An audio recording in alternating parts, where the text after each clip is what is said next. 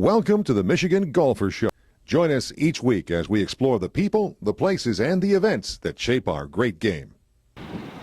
Phyllis Barone, Michigan Golfer TV, and we're here at the revered Oakland Hills Country Club, known for its history and tradition of the game of golf. And we have the opportunity today to talk to Steve Brady, the head golf professional. But Steve is also a Michigan Golf Hall of Famer. Yep. And he was the instructor of the year in 2015, right, Steve? Exactly. Very good. You've done your homework. Yeah, I'm impressed. Yeah. Right. Anyway, so Steve, everybody's been asking the question about why did Oakland Hills spend so much money in doing the renovation, and talk about what it has done to improve the playability for the members. Yeah, so two reasons. Over time, Oakland Hills became a very difficult golf course to play. The South Course, the fairways were narrowed, trees grew in over time, bunkers were put in over the years to make it more difficult to keep it the monster. So when Tiger Woods started playing well and the ball started going farther a long time ago, let's say in the early 90s, maybe some of the board was a little bit afraid that the monster may lose its teeth unless it was toughened up to make it challenging with how far the ball was going, how well the players were playing. So a decision was made to toughen it up, to tiger-proof it. Well, over the last 16, 17 years or so, it became a little bit too tough for the member to play. So when the members played, they'd come in, they said, boy, because the course is too tough for me. They bring their guests in, and it was too tough for them.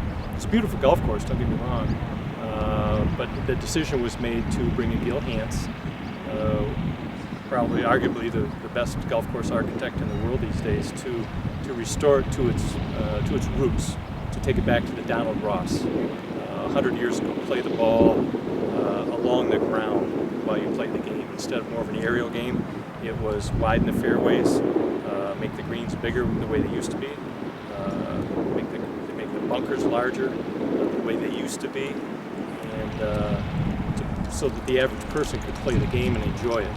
So the average person could hit the ball along the ground into a green as long as there's enough room in the approach area. For a long time there wasn't any room in the approach area. You couldn't get the ball onto the green unless you hit a good lob wedge, hit it over bunkers, and you had the ability to stop the ball on the greens. Well, not everybody has the ability to stop the ball with control.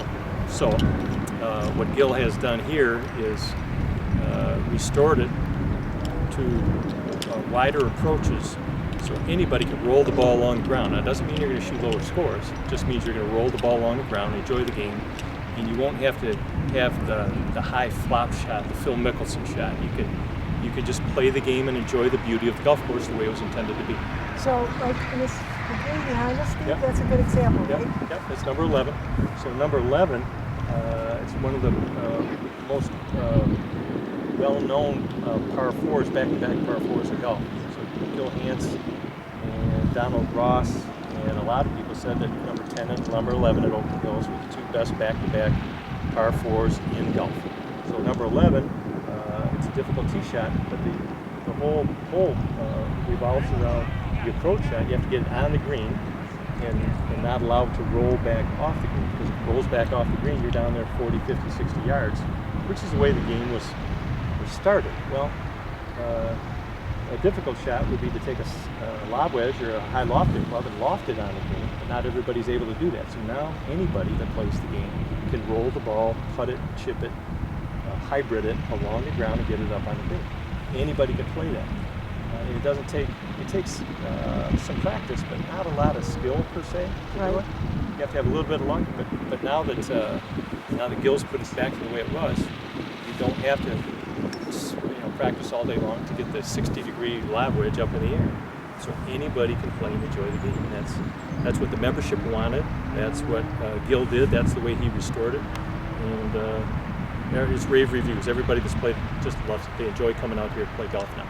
And then it also, because we talked a little bit about this when we were here for the opening day that unfortunately it rained and I didn't get to play, but you talked about also making it friendly for the members, but then challenging enough that if down the road one day you do have a championship here, that the pros, it'll be challenging enough for the pros, right, Steve? Correct. The major organizations, the USGA, the PGA, what they want is the ability to control the conditions of the golf course. So every major organization wants firm and fast conditions. They want greens that, if they do have a rain event, you're able to pull water out of the greens maybe at a faster rate than normal. And we now have a precision air system in place where you get 3 inches of rain or 4 inches of rain or 5 inches of rain. You turn on that system and it sucks the water out of the greens faster than just allowing gravity to do it. The other thing it allows us to do is to blow in warm air when it's cool out, or cool air when it's warm out, to kind of trick Mother Nature a little bit. So these greens will be like this. They'll be in great shape season long, not year round, season long, for the next 50 years. So the infrastructure is in place. The irrigation system was improved. The drainage system was improved. The design is back. It's beautiful. The views from the clubhouse back here, beautiful clubhouse. It's the second largest wooden structure in Michigan, behind the Grand Hotel at Mackinac Island. And you can see the clubhouse from every part of the course now, and you can see the course from almost every part of that clubhouse as well. So, well, you know, the sub-air system, or precision air, as you call it, yep. I was fascinated by that because the day that we came out here, you know, it had rain, we had a storm, and there was hardly any water on the course, right, Steve? Yep. So I think we had probably 3 inches of rain that day, and the 3 inches of rain, once it quit, you could go up. You probably could have gone and played a tournament an hour later. Whereas if you got that same 3 inches of rain without the precision air, without the drainage, it would have taken you probably would have canceled play for the day maybe. So that's the benefit of the precision air system, proper drainage, firm and fast conditions. Because if you don't have that and you come back out and play, the scores would go low, the elite players in the world would shoot some crazy number below par, and that's what the club doesn't necessarily want. They want to control the conditions of play. Right. So, well, I think it's really cool. It's got like 19 of them on the course now. 19 units, so there's one next to each of the 18 greens, plus the putting green, which is near the veranda of the clubhouse. And Gil brought up, I don't know how much fill dirt to bring up the 1st and 10th tee, so that's a level teeing ground. And there aren't many other major championship sites that have 1 and 10 tee right off the veranda, and then 9 and 18 greens coming back to the clubhouse. So that's a Donald Ross design. And so what have the members said so far about the renovation of the course? They love everything about it. A lot of people have said, well, I feel like I've gone on a trip. It feels like they've gone back in time. I would say the majority of the members, probably all the members, weren't here playing golf in the 30s, 40s, maybe in the 50s. So it's going back to pretty much a brand new golf course, the way Donald Ross intended it to be. Well, that was the other thing that I was fascinated by, the fact that we had the original plans, I believe, for Donald Ross course, and they actually just kept digging to restore the holes as they were. How many years ago, Steve?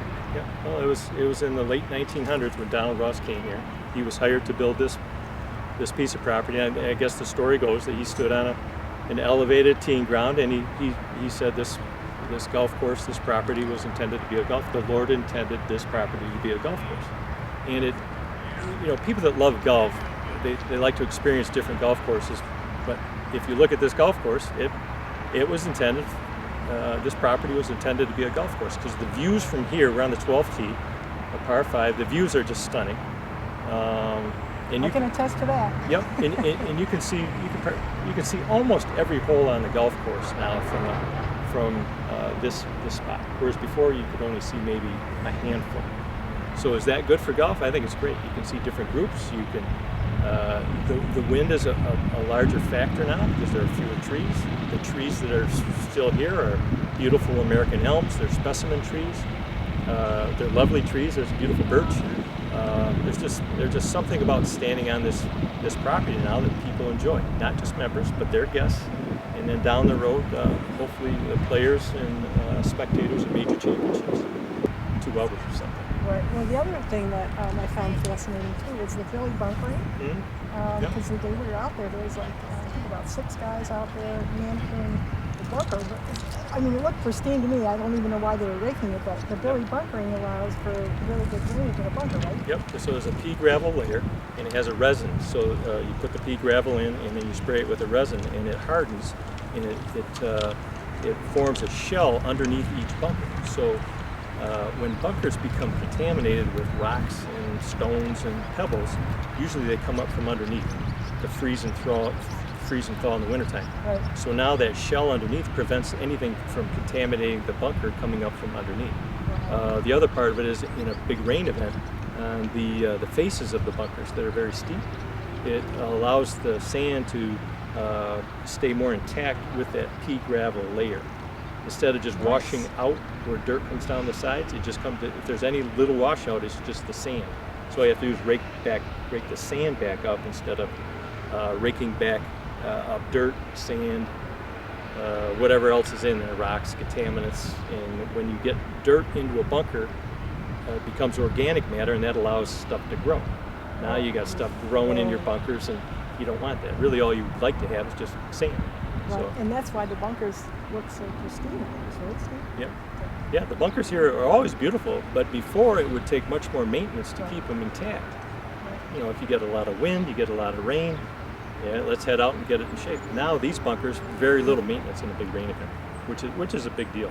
For not only the members, the guests, for tournament play, you'll say you have to wash out a US Open for a few hours. Most of the time the rain stops, the lightning goes through.